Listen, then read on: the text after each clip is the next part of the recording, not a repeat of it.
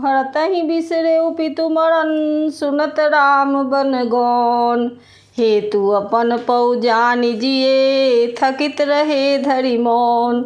श्री रामचंद्र जी का बन जाना सुनकर भरत जी को पिता का मरण भूल गया और हृदय में इस सारे अनर्थ का कारण अपने को ही जानकर वे मौन होकर स्तंभित रह गए। बिकल बिलोकि सुतहि समुझावती, मनहु जरे पर लोन लगावती। तात राउ नहीं सोचै जोगु, बिढ़ई सुकृति जसु कीन्हेउ भोगु। पुत्र को व्याकुल देखकर कैकेयी समझाने लगी, मानो जले पर नमक लगा रही हो। वह बोली, हे तात, राजा जो सोच करने योग्य नहीं है। उन्होंने पुण्य और जस कमाकर उसका पर्याप्त भोग किया। जीवत सकल जन्म फल पाए, अंत अमर पति सदन सिधाए। असे अनुमानी सोच परिहरहु, सहित समाज राजपुर करहु। जीवन काल में ही उन्होंने जन्म लेने के संपूर्ण फल पा लिए और अंत में वे इंद्रलोक को चले गए। ऐसा विचार कर सोच छोड़ दो और समाज सहित नगर का राज्य करो। सुनि सुठी सह में राजकुमारू, पाके छत जनु लाग अंगारू। धीरज धरि भरि लेहि उसासा, पापिनी सबहि भांति कुल नासा। राजकुमार भरत जी यह सुनकर बहुत ही सहम गए, मानो पके घाव पर अंगार छू गया हो।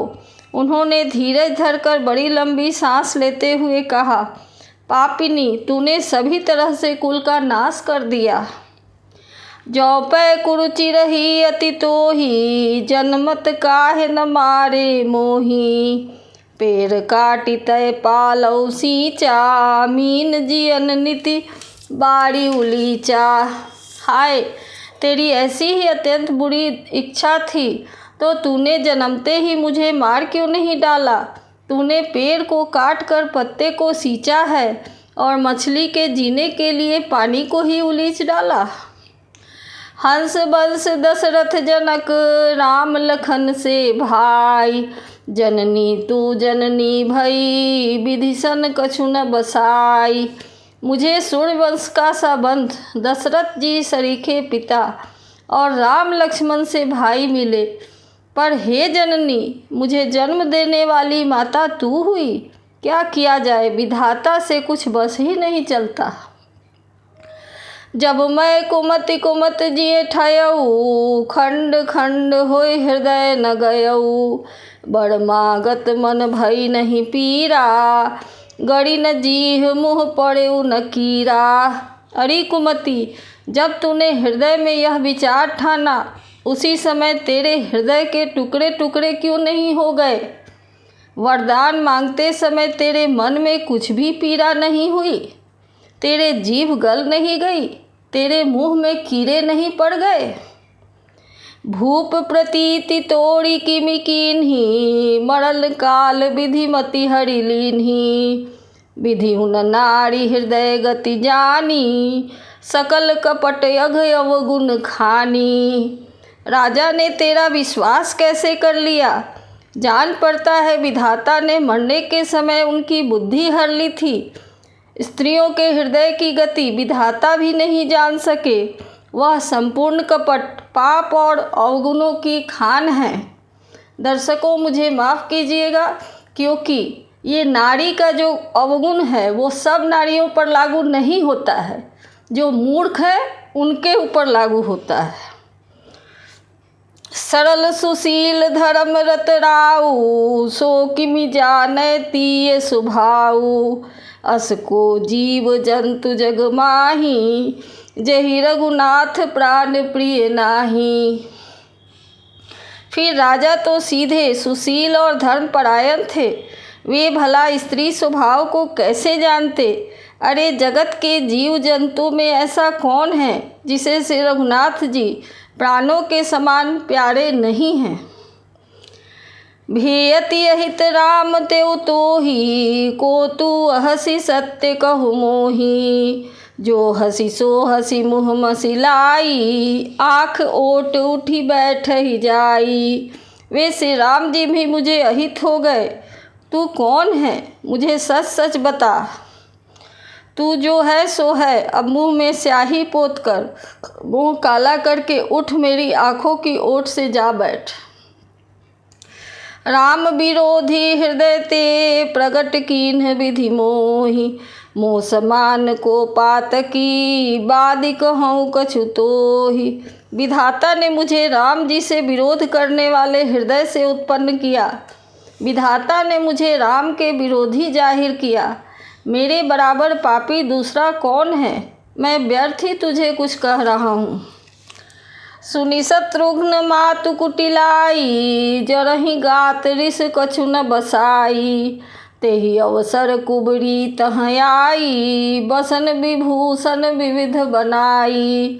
माता की कुटिलता जानकर शत्रुघ्न जी के सब अंग क्रोध से जल रहे हैं, पर कुछ बस नहीं चलता। उसी समय भांति भांति के कपड़ों और गहनों से सजकर कुबरी मंथरा वहाँ आई। लखिरिस भरे उलखन लघु भाई, बरत अनल घृत आहुति पाई। हुम गिलात तकी कुबर मारा, परि मुँह भर मही करत पुकारा। उसे सजी देखकर लक्ष्मण जी के छोटे भाई शत्रुघ्न जी क्रोध से भर गए, मानो जलती हुई आग को घी की आहुति मिल गई हो। उन्होंने जोर से तक कर कुबर पर एक लात जमा दी। वह चिल्लाती हुई मुंह के बल जमीन पर गिर पड़ी। कुबर टूटे फूट कपारू, दलित दसन मुख रुधिर प्रचारू। आह दैये मैं काह नसावा, करत नीक फल अनैस पावा। उसका कुबर टूट गया, कपाल फूट गया, दांत टूट गए और मुंह से खून बहने लगा। वह कराहती हुई बोली, हाय देव, मैंने क्या बिगाड़ा जो भला करते बुरा फल पाया। सुनिरी पुहन लखी नख सिक खोटी, लगे घसीटन धरी धरी झोटी। भरत दया निधि दीन छराई, कौशल्या पहिगे दो भाई। उसकी यह बात सुनकर और उसे नख से शिखा तक दुष्ट जानकर शत्रुघ्न जी झोंटा पकड़ पकड़ कर उसे घसीटने लगे। तब दयानिधि भरत जी ने उसको छुड़ा दिया और तुरंत दोनों भाई कौशल्या जी के पास गए। मलिन बसन विवरण विकल, कृश शरीर दुख भार। कनक कलप बर बेली बना, मानहु हनी तुषार। कौशल्या जी मैले वस्त्र पहने हैं, चेहरे का रंग बदला हुआ है, व्याकुल हो रही हैं। दुख के बोझ से शरीर सूख गया है, ऐसी दिख रही हैं मानो सोने की सुंदर कल्पलता को वन में पाला मार गया हो। भरत ही देखी मातु टिधाई, मूर्छित अवनि परी छह आई। देखत भरत विकल भय भारी, पड़े चरण तन दशा बिसारी। भरत को देखते ही माता कौशल्या जी उठ दौड़ी, पर चक्कर आ जाने से मूर्छित होकर पृथ्वी पर गिर पड़ी। यह देखते ही भरत जी बड़े व्याकुल हो गए और शरीर की सुध भुलाकर चरणों पर गिर पड़े।